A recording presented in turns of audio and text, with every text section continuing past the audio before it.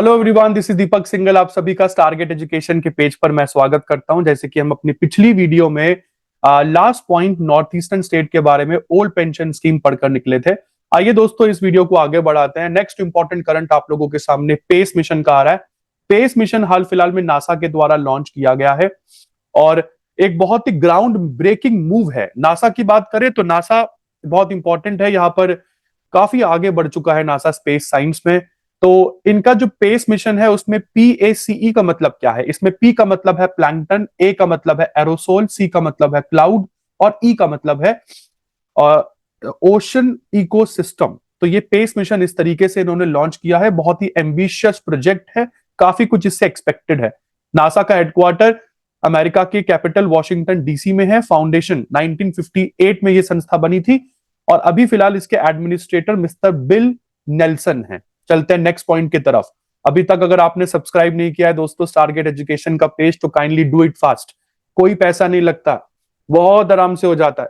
जब भी वीडियो डालूंगा आप लोगों को उसका झट से अपडेट मिल जाएगा। तो अब भारत का पहला राज्य बन गया है दोस्तों उत्तर प्रदेश, जिसमें तकरीबन 21 एयरपोर्ट्स आने वाले हैं। और ऐसा सब कुछ 2014 के बाद से होना शुरू हुआ था, क्योंकि 2014 से लेकर अब तक उत्तर प्रदेश में 10 एयरपोर्ट तो बन चुके हैं और 5 और एयरपोर्ट बनने वाले हैं अगले महीने तक। तो एक सिग्निफिकेंट ग्रोथ दिखाता है उत्तर प्रदेश के ट्रांसपोर्टेशन इंफ्रास्ट्रक्चर में। नेक्स्ट इंपॉर्टेंट पॉइंट है आप लोगों का न्यू दिल्ली में होने वाला वर्ल्ड बुक फेयर।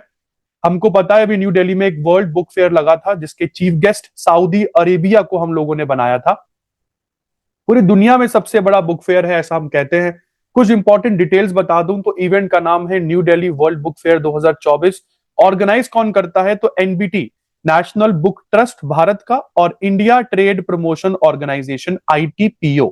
तो NBT और ITPO इसको ऑर्गेनाइज करते हैं। इस बार के बुक फेस्ट की थीम थी multilingual India a living tradition. 10 फरवरी को यह बुक फेयर शुरू हुआ था, 18 फरवरी तक चला था। प्रगति मैदान में था, हॉल नंबर 1 से 5 तक के बीच में। गेस्ट ऑफ ऑनर इस बार के सऊदी अरेबिया कंट्री रही है, जहां से 25 डेलीगेट्स यहां पर आए थे। अपनी लिटरेरी हेरिटेज को उन्होंने शो किया था। This is how it was organised. Next important point है करप्शन परसेप्शन इंडेक्स, CPI, जो आपको मैं आपको बता दूं बहुत इंपॉर्टेंट है। 0 से 100 का एक स्कोर देता है। कंट्रीज को 0 से 100 के बीच में एक स्कोर मिलता है, जिसमें 0 का मतलब होता है कि भाई साहब तुम जबरदस्त करप्टेड हो, और 100 का मतलब होता है कि आपकी कंट्री में करप्शन बिल्कुल भी नहीं है। दोबारा सुन लीजिए, 0 का मतलब होता है कि आप जबरदस्त तरीके से करप्टेड हो, और 100 का मतलब होता है कि आपकी कंट्री में करप्शन बिल्कुल भी नहीं है। ठीक है जी। तो इस इंडेक्स में तकरीबन 180 कंट्रियों को इवेल्युएट किया गया था। 30 जनवरी 2024 को इसका डेटा आप लोगों के सामने निकला है। आइए बात करते हैं। इस रिपोर्ट के अनुसार दुनिया की सबसे करप्टेड कंट्री जो है वो सोमालिया हो गई है। 180वें नंबर पर है। कितना स्कोर मिला है? जस्ट 11। 100 में से 11 नंबर मिले हैं। 177 पोजीशन पर आई है South Sudan. South Sudan country भी अफ्रीका की है। उसके बाद थर्ड पोजीशन पर Syria, Venezuela, Equatorial Guinea, Haiti, Nicaragua, North Korea, Turkmenistan, Yemen. ये कुछ टॉप 10 की लोएस्ट कंट्रीज हैं, या टॉप 10 मोस्ट करप्टेड कंट्रीज हैं। अगर मैं टॉप 10 मोस्ट करप्टेड कंट्रीज की बात करूं तो ये आप लोगों के सामने है दोस्तों। उसी तरीके से टॉप 10 जो लीस्ट करप्टेड कंट्रीज है वो आपके सामने यहां पर है। जैसे कि डेनमार्क कंसिस्टेंटली ये जो पूरी दुनिया की लीस्ट करप्टेड कंट्री रही है पिछले 6 साल से टॉप पोजीशन पर यही आ रही है। डेनमार्क का टोटल स्कोर है 90। उसके बाद आता है फिनलैंड, जिसको स्कोर मिला 87, एंड देन न्यूजीलैंड 85। तो ये टॉप 3 कंट्रीज आप लोगों के सामने है। कमेंट सेक्शन पर आपको मुझे इंडिया की पोजीशन बतानी है। आगे चलते हैं दोस्तों।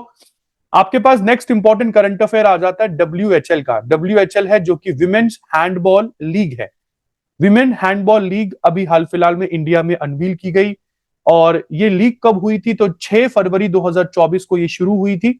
और इसी के साथ साथ जो इवेंट दिल्ली में हुआ था, इस लीग का लोगो भी मतलब सबके सामने दिखाया गया। अब इस लीग को लॉन्च क्यों किया गया था? सबसे इंपॉर्टेंट चीज है, इस लीग को लॉन्च इसलिए किया गया है ताकि विमेन्स का पार्टिसिपेशन हैंडबॉल में बढ़ाया जा सके। इस लीग का प्रमोटर ग्रुप कौन सा है? इस लीग का प्रमोटर ग्रुप है पवना स्पोर्ट्स वेंचर। तो 6 टीम इस लीग में उन्होंने पार्टिसिपेट किया था। ये साउथ एशिया का पहला प्रोफेशनल विमेन्स हैंडबॉल लीग है। इस तरीके से इसको अनवील किया गया। दोस्तों आगे चलते हैं। Doctor Swaminathan, doctor MS Swaminathan, जिनकी वजह से ग्रीन रेवोल्यूशन इसके फादर कहे जाते हैं, इनको हाल फिलहाल में भारत रत्न के लिए चूज कर लिया गया है। हालांकि इनकी डेथ हो चुकी है। अभी तक 50 लोगों को भारत रत्न मिल चुका है। और ना ही केवल doctor Swaminathan, but doctor Swaminathan के साथ साथ भारत के पूर्व प्रधानमंत्री पीवी नरसिम्हा राव, जो कि अभी तक के इंडिया के only prime minister from south India है, चौधरी चरण सिंह और डॉक्टर स्वामीनाथन, इन तीनों को भारत का सबसे उच्च दर्जे का नागरिक सम्मान, that is Bharat Ratna, will be given. Doctor Swaminathan was born in 1925 in Tamil Nadu, बहुत इंपॉर्टेंट है, and he recently died in the 21st century. तो आपको बता दूं, जिस इंसान को भारत रत्न मिलता है वो इंसान अकॉर्डिंग टू आर्टिकल 18 उसको अपने नाम के आगे या अपने नाम के पीछे एज अ टाइटल यूज नहीं कर सकता। ठीक है जी। 2019 में इसको नानाजी देशमुख को दिया गया था। उसके बाद डॉक्टर भूपेंद्र कुमार हजारिका भी थे, प्रणब मुखर्जी भी थे 2019 में, कर्पूरी ठाकुर और लाल कृष्ण अडवाणी 2024 में। इन तीनों के साथ इनको भी भारत रत्न दिया जाएगा। गजब चीज यह है कि लाल कृष्ण अडवाणी भारत रत्न को लिविंग स्टेज में रिसीव करेंगे, बाकी तीनों तो निकल चुके हैं। तो ये है डॉक्टर एम एस स्वामीनाथन। इन्हीं का एम एस स्वामीनाथन फॉर्मूला था जिसकी वजह से किसानों का विद्रोह चल रहा है, उसको मैं बाद में पढ़ाऊंगा। आगे चलते हैं। दुनिया में वर्ल्ड गवर्नमेंट समिट 2024 हाल फिलहाल में ऑर्गेनाइज हुआ था 13 फरवरी 2023 को, दोस्तों दुबई में। इस तरीके से ऑर्गेनाइज हुआ था दुबई में वर्ल्ड समिट, देखो जरा एक बार। तो वर्ल्ड गवर्नमेंट समिट है ये, और इसकी थीम क्या रखी गई? थीम रखी गई शेपिंग फ्यूचर गवर्नमेंट्स। तो ये भी बहुत इंपॉर्टेंट है दोस्तों। इस समिट में तकरीबन दुनिया के 20 राष्ट्रपति, 250 मंत्री, 80 इंटरनेशनल, रीजनल और गवर्नमेंट ऑर्गेनाइजेशंस शामिल थी। India received the 9th government tech award at this summit also. तो कैटेगरी ऑफ द अवार्ड जिसमें हम लोगों को यह अवार्ड मिला है वो मिला है एआई ड्रिवन गवर्नमेंट सर्विसेज में। और क्यों मिला है? क्योंकि भारत सरकार ने एक प्रोजेक्ट चलाया था जिसका नाम था इरास्ते। इरास्ते का मतलब है intelligent solutions for road safety through technology and engineering. Project किसने चलाया था?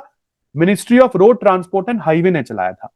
तो इस प्रोजेक्ट का काम, पहली बात तो उसको डेवलप किया गया था भारत के नागपुर और तेलंगाना में, और मतलब एक तरीके से रोड सेफ्टी को बढ़ाया गया था इस प्रोजेक्ट के अंतर्गत भारत में टेक्नोलॉजी और आर्टिफिशियल इंटेलिजेंस को यूज करके। तो जो हम लोगों को, आपको क्या चीजें याद रखनी है? वर्ल्ड गवर्नमेंट समिट इस बार कहाँ हुआ? दुबई में हुआ। कब हुआ? 13 फरवरी को हुआ। भारत को पुरस्कार मिला? बिल्कुल मिला। कौन सा मिला? गवर्नमेंट टेक अवार्ड मिला। गवर्नमेंट टेक अवार्ड हमें किस कैटेगरी में मिला? हमें कैटेगरी मिला एआई ड्रिवन गवर्नमेंट सर्विसेज। क्यों मिला? क्योंकि भारत सरकार के मिनिस्ट्री ऑफ रोड ट्रांसपोर्ट ने इरास्ते प्रोजेक्ट चलाया था।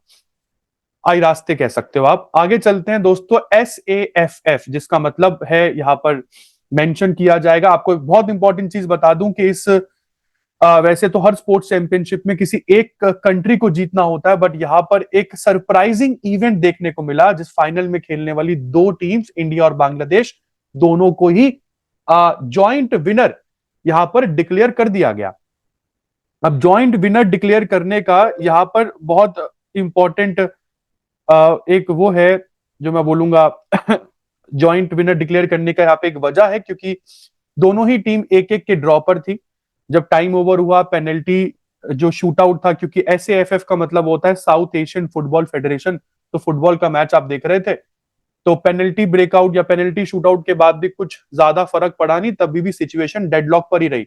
दोनों टीम्स ने अच्छा स्कोर किया। 11-11 की बराबरी के बाद एट लास्ट हारकर आप पीछे हो गए। आपने बोला भैया ठीक है, दोनों टीम्स को ही विनर डिक्लेयर करो, दोनों ने ही गजब खेला है।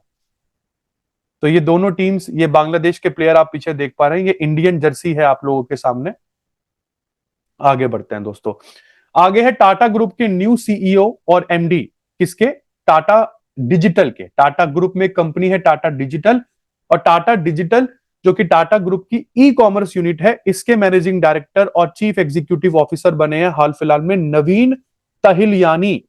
नवीन तहिलियानी इससे पहले ये टाटा AIA लाइफ के भी MD और CEO के रूप में काम कर चुके हैं। 19 फरवरी को इन्होंने अपनी पोस्ट एज्यूम करी है, मतलब 19th फरवरी से ये टाटा डिजिटल के MD और CEO के रूप में कार्यरत है। तो इससे पहले ये टाटा AIA लाइफ में काम कर चुके हैं as a MD and CEO. तो बढ़िया करियर है, ब्राइट है। आगे चलते हैं दोस्तों। नेक्स्ट आपके पास आ जाता है कजाकिस्तान के प्राइम मिनिस्टर। कजाकिस्तान के न्यू प्राइम मिनिस्टर के रूप में अपॉइंट हुए हैं ओल्साज बेक्तनोव। ओल्साज बेक्तनोव। कजाकिस्तान पहले यूएसएसआर का पार्ट हुआ करता था। यूएसएसआर जब 15 देशों में टूटा तब कजाकिस्तान भी अलग हो गया, जिसकी कैपिटल अस्ताना है। एशियन कंट्री है, सेंट्रल एशिया में आती है। और मिस्टर ओल्साज बेक्तनोव 43 साल के युवा तो नहीं बोल सकता हूं, बट अभी इससे पहले भी ये कजाकिस्तान में करप्शन एंटी करप्शन एजेंसी के हेड के रूप में काम कर चुके हैं और अब ये बन चुके हैं इस कंट्री के newly elected prime minister. Quite young photo में तो देखने को लग रहा है। नाम क्या है इनका? नाम है इनका ओल्साज बेक्तनोव। नेक्स्ट इंपॉर्टेंट करंट अफेयर आ जाता है फ्री मूवमेंट रिजीम। तो सरकार अभी फ्री मूवमेंट रिजीम के बारे में सोच रही है, किसके साथ? म्यांमार के साथ। दोस्तों अब बड़ा क्वेश्चन आता है कि भारत की सरकार जो फ्री मूवमेंट रिजीम के बारे में सोच रही है, आखिरकार ये फ्री मूवमेंट रिजीम होता क्या है?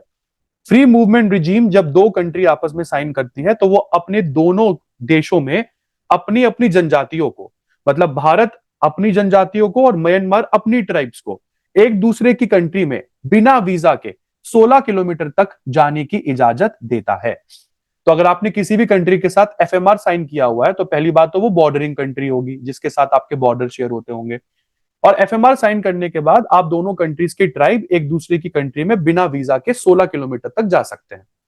इसको नरेंद्र मोदी जी की गवर्नमेंट ने 2018 में इंप्लीमेंट किया था क्योंकि उनकी पॉलिसी थी एक्ट ईस्ट पॉलिसी। क्योंकि भारत को लग रहा था कि नॉर्थ ईस्टर्न इंडिया का डेवलपमेंट हो तभी पाएगा जब हम साउथ ईस्ट एशियन कंट्रीज के साथ, साउथ ईस्ट एशियन कंट्रीज में ये सिंगापुर, मलेशिया, ये सब कंट्रीज, इंडोनेशिया आ जाती हैं, मतलब आसियान कंट्रीज आ जाती हैं, बहुत अमीर देश हैं। तो हमें लगा कि आसियान देशों के साथ इंडिया जो जो हम लोगों का रोड नेटवर्क है वो जुड़ा हुआ है, तो इनसे अच्छा पैसा मिल जाएगा, हमारा नॉर्थ ईस्ट अच्छे से डेवलप हो जाएगा। तो फिलहाल अभी इसके ऊपर कोई सहमति नहीं बनी है क्योंकि अभी इंडिया और म्यांमार के रिलेशंस बहुत अच्छे तो नहीं है। तो सेंट्रल गवर्नमेंट क्या करेगी, 164 किलोमीटर इस लंबे बॉर्डर पर शायद हम लोग फेंसिंग लगाने की सोच रहे हैं, इसको परमानेंटली बंद करने की सोच रहे हैं। कुछ इस तरीके से ये बॉर्डर आप देख सकते हैं, अरुणाचल प्रदेश, नागालैंड, मणिपुर और ये मिजोरम, भारत के 4 स्टेट्स के साथ में म्यांमार का बॉर्डर लगता है। ठीक है जी। तो दोस्तों यही तक थी फरवरी मंथ के करंट अफेयर्स की पार्ट सेकंड की वीडियो। आशा करता हूं आपको बहुत मजा आया होगा। स्टारगेट एजुकेशन के पेज पर अगर पहली बार आए हैं तो मेरा अनुरोध है कि आप इसको बिना सब्सक्राइब करे और वीडियो को लाइक किए बिना नहीं जाएंगे बेटा, क्योंकि बहुत पैसे नहीं लगते हैं, बिल्कुल भी नहीं है, बहुत फ्री ऑफ कॉस्ट है और बहुत ही कम समय में, मात्र 1 सेकंड से भी कम समय में आप सब्सक्राइब कर सकते हैं। अपने दोस्तों के साथ भी इस वीडियो को जरूर शेयर कीजिएगा, आप लोगों के प्यार की बहुत जरूरत है। धन्यवाद। मिलते हैं नेक्स्ट वीडियो में जो कि इस वीडियो का 3rd पार्ट रहेगा। Thank you.